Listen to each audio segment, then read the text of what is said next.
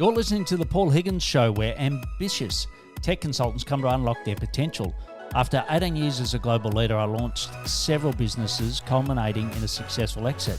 I'm sharing what I learned, plus what's working now from mentoring tech consultants. You will hear leaders within our industry to help you build a business you love that allows you to do what you want. If you are looking for immediate cash flow wins to fuel your growth, go to our free ebook at paulhigginsmentoring.com/roadmap. Imagine you're over-reliant upon one key source of leads. And normally that's referrals, right? Whether it's from your network or from the SaaS partner that you work with. But you've done a brilliant job in handpicking a niche, and you've thought about using the power of Google Ads to gain more clients, but you're just not sure what to do. Hello, I'm Paul, and welcome to the Paul Higgins Show. This is episode 586, and I'm talking to John Horn from the StubGroup. And John's brilliant at Google Ads. He's been doing it for over 11 years. And what he's going to share is, one is how Google Ads work for tech consultants. So he'll give some examples of that. The second is why Google is not going anywhere. Yes, there's pressure from AI and AI platforms, but he talks about the value of Google still. And the third thing is he talks about the power of retargeting ads. So people already visiting your website, they're already, know of you. Why not retarget them using a Google? So John Horn is the CEO of the StubGroup, a digital marketing agency and our premier Google ad agency. Like I said, he's been doing this for over 11 years now. He has helped over 2,000 clients and across 15,000 campaigns with their paid ads and also their suspension issues.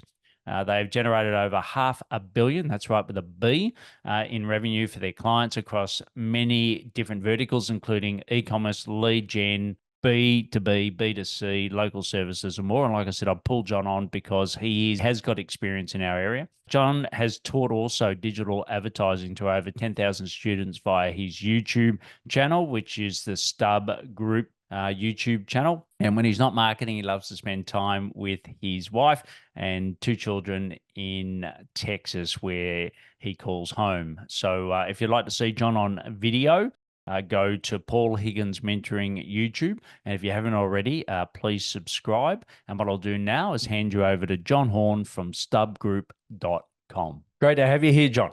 Paul, great to be here. Yeah, well, today we're going to talk about a topic that we haven't had a lot of guests on the show, so really excited about that. But before we get into the meat of the topic, why don't you tell us who your ideal client is and what problems you love to solve for them? Absolutely. So we work with a wide variety of types of businesses, but definitely businesses who are focused on finding customers online. So you need to connect with customers. And we work with everything from, business to business, like we'll talk about a lot today, as well as on the direct consumer side as well in the e-commerce space. But ultimately it's about, hey, you need to connect online. People are searching for your product or service, or they need to be made aware of that product and service. How can we leverage digital advertising channels to find you those new customers? Yeah, and look, I know, and predominantly for you, it's Google Ads that you predominantly do, like we said in the intro. Google Ads is, I would say, definitely the primary channel. Now, we also use ancillary channels like Meta Ads, LinkedIn Ads, places like that. But Google, for a lot of our clients, is kind of the bread and butter, at least initially, and how they're searching to acquire those new customers. Yeah, it'll be interesting with the antitrust case that's happening in the US at the moment. This is going to come out in January of 25, so I don't think there'll be a decision by then. But I know there's a lot of pressure for Google to break up their browser business with the search. But there's let's talk the elephant in the room. There's a lot of discussion where Google continues to lose share because of people doing their search in other places now. What's been your experience of that at the moment? That is a very, very hot topic, like you said, and it's definitely a thing. Google has been the predominant place for really almost all search impression share for a long time. For most things, some places like Amazon have pretty healthy impression share for consumer purchases, people looking to buy product. But for most things, they go to Google, and then here and there, they might go to Bing. But now with ChatGPT and similar things like Perplexity and other places, but ChatGPT is certainly the top of that pyramid. It's really the first potential contender to Google's dominance that I've seen in an incredibly long time. And when we record this right now, I think it's what a couple weeks ago, as of this time, ChatGPT came out with their search feature within ChatGPT. It'll probably be a whole different thing by the time this episode airs. But even already, I find myself leveraging it very constantly just to do tasks, to be like, okay, I know I'm going to get an answer much faster from ChatGPT. It's going to tell me exactly what to do than if I go to Google and click another button and try and scroll down through this article and find the answer. It's a big deal. Yeah. The caveat I will give, though, is that it's a big deal for early adopters. So people like you and me who are very, tech oriented, tech savvy, we're kind of want to understand how things are, be at the cutting edge. A lot of those types of people are using these things. The general everyday consumer, even I would say general everyday business person, is not using it yet. They're Yeah. still using Google, and I think it's going to take a while for that to change because we're just used to what we do. I think Google is not going anywhere for a while, but they do for the first time have some serious competition that they need to be aware of if they want to maintain the monopoly that they have currently. Yeah, great. And, for you listening, tech consultant, you probably don't do a lot of ads. You probably don't do a lot of Google ads. So, John, just give us a bit of a landscape of what are the options available for a B2B business. Yeah, let's dig into it. So the first place people usually think about when they think about Google Ads, let's say as a name, is what we call search campaigns. So that's just when you go on Google.com, you type in a question, a keyword, whatever, and you see ads come up. And that's still and has always been Google's bread and butter. And Yes. those are called search campaigns, and those are what I would call kind of the lowest level in the funnel because you know what people are searching for. They're searching for an MSP. You're saying, I'm an MSP. They're searching for a question that you can solve through your service. You answer that question. So search ads are kind of the bread and butter.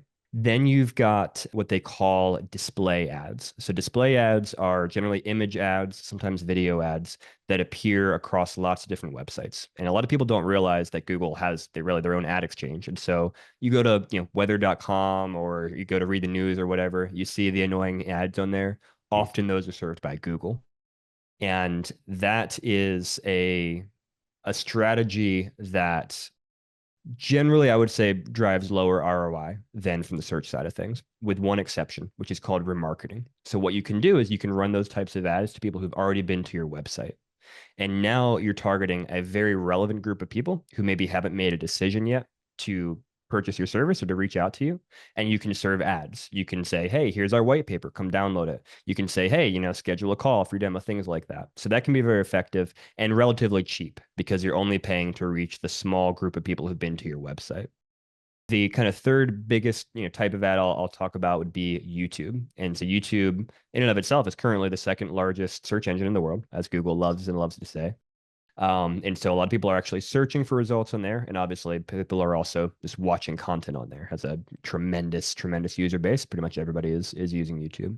Yes. And so you can run YouTube ads to people who are searching for things. You can run those remarketing ads we talked about. You can run ads against particular types of content. So if people are watching, a channel that you think is relevant to what you serve or particular videos, you can target audiences, lots of different options. You can ultimately serve video content through YouTube. So you got search, Google Display, which is other websites, and then YouTube are kind of the primary types of ads that Google offers.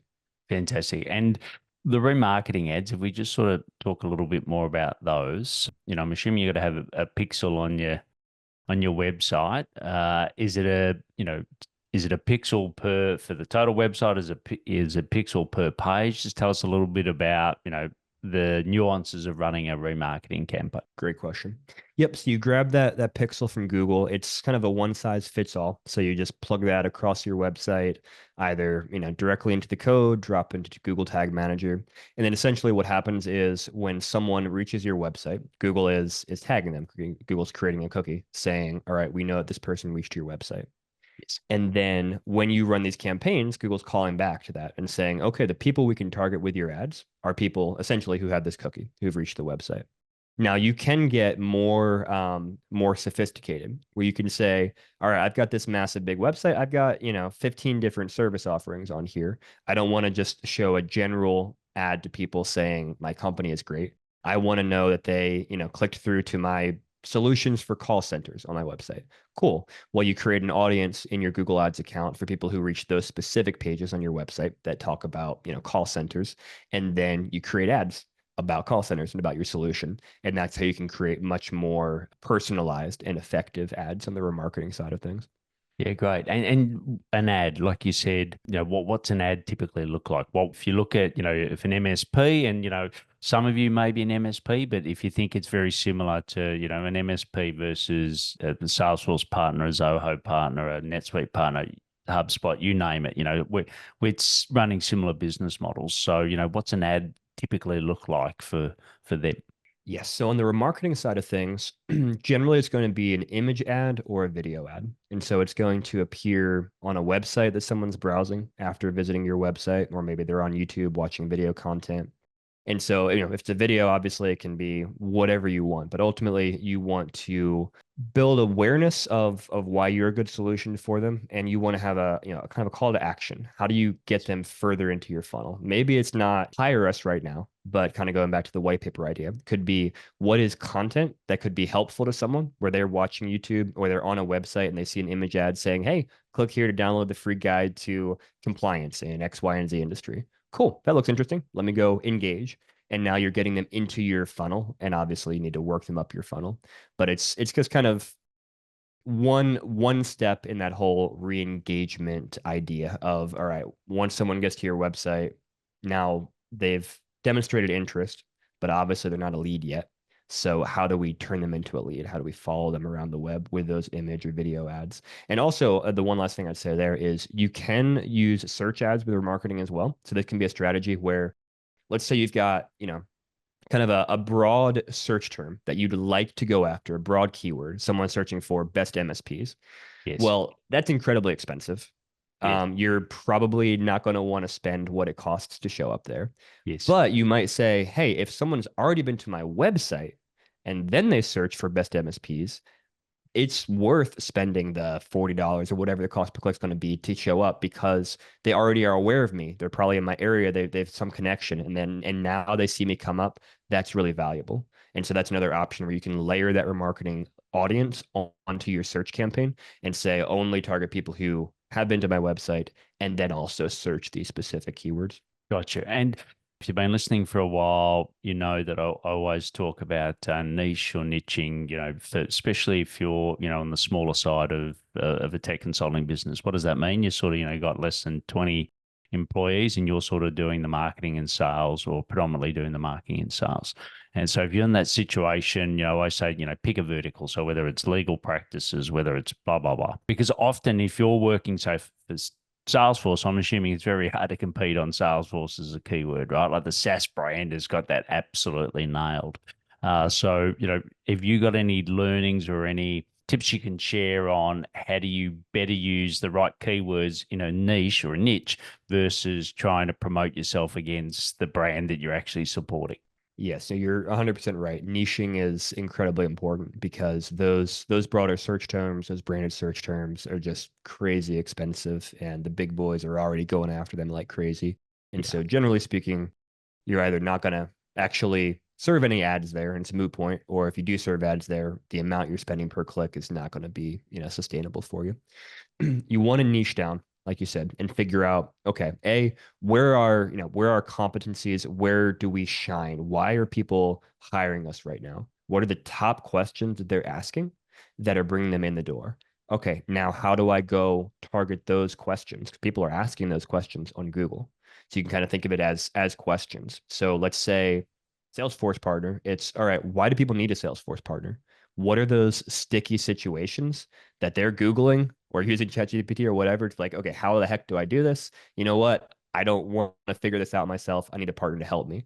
And then go after those searches. And, ideally, obviously, if there's enough search volume, that's another question or topic we can talk about. But if there's enough search volume to actually spend some time going after some of these questions, then you can create ads that speak directly to those questions. So again, not just, Salesforce partner, but solve fill in the blank problem that you're having with Salesforce. And I wouldn't put Salesforce in the ad title because you'll have trademark issues, but you get the idea. And then Yes. send them to a landing page where it reinforces that. And it's Yes. talking about the specific problem they have, giving them some ideas and solutions, and also saying, and hey, by the way, we can do this for you, and you can, keep some of your hair, stop pulling it out because of this weird Salesforce thing. Yeah, great. And given if you look at the MSPs, for example, can you give some some examples of how they're currently using Google Ads, or your clients are using Google Ads? Yeah, I would say I'd put it into a couple of different categories. So you've got kind of the big boys who just have crazy high advertising budgets, and they're just going to throw their money at everything possible and show up as much as possible. And that, frequency and name recognition is kind of what they're going for. Then you've got the more niche players Yes. where I think, there is opportunity with Google Ads is the ones who do it well. The ones who figure out, okay, I've got some core competencies here. Maybe it's geography. People care about working with local providers. And so Yes. I can target just the city I'm in, the 10-mile radius around me, whatever, and dominate just this area. And I can stand out from my competition because they want to work with someone local as opposed to one of the big boys just throwing money everywhere. And so it could be geography, it could be unique questions that you answer, different things like that. It could also be unique industries you serve. I'll go back to that kind of call center example. Maybe you've got a couple call center clients, you're doing really well there. Well, hey, that means you can create a great landing page, you can create content around that. It's going to appeal to call centers, and they're not going to be a billion people searching for that. But when a call center goes and searches, for X, Y, and Z service for call centers, boom, you can go dominate that, and you're equipped to convert that into a lead as compared to just someone who's painting with a broader brush and just saying, MSP solution takes you to their generic landing page about all the different things they do. That'd Yeah, be great. the second category. The third I Yes. would just say is the wannabes, which is probably most MSPs who try Google Ads. And I'd say the biggest danger I see is just the idea of, okay, we've got a bunch of different things we do, let's advertise it all. Let's kind of throw everything against the wall, see what sticks. And what happens is they just spend money and they're just too diluted, and they're not competitive in terms of what they're going after, and they can't collect enough data for any one of the types of services they're trying to advertise to see if they can actually run a profitable campaign. And then they just give up after a month or 2 months or 3 months or whatever because it's just too diluted and they don't really know where to go from there. Yeah, great. And what's the criteria that you look for? So, when someone comes to you, what are the things that you're looking for to say, okay, yes, I can get a result for this client within the space that we're talking about? A lot of it is mindset, is that willingness to work with us to really figure out what makes them at least somewhat unique in the marketplace or in their geo or whatever it is. Again, if it's, hey, we just want to advertise everything on our website, that's really hard. If it's, all right, hey, we've got actually a bunch of clients coming through for this particular switch over they need to do, or hey, there's a deadline and people have until January 1st to do this thing, and they're searching. And so we can run a campaign with urgency and saying, hey, we can help you, get done by this deadline. That type of thing. That having that mindset towards the relationship tells me, all right, we might be able to do some things here, because the advertising is just a drop in the bucket. I mean, you've got to get people to the right place and you got to get the right people there. Yes. But then to actually make these campaigns profitable, you've got to have the right content and messaging on the website. You've got to have the right follow-up processes. You've got to have a compelling reason for them to reach out to begin with. And so those are the types of things we're looking for when we're looking for talking with MSPs who would want to partner with us. Yeah, great. And how's AI helped with the creating quality content? I'm certainly from posting on LinkedIn and posting on other social platforms. I know AI has had a huge benefit for all of us. But how's it helping in the quality of the ad content? Yeah, it has a number of different kind of touch points in the ad side of things. Part of it is the actual creation of the ads, like you're talking about, and it's helpful there.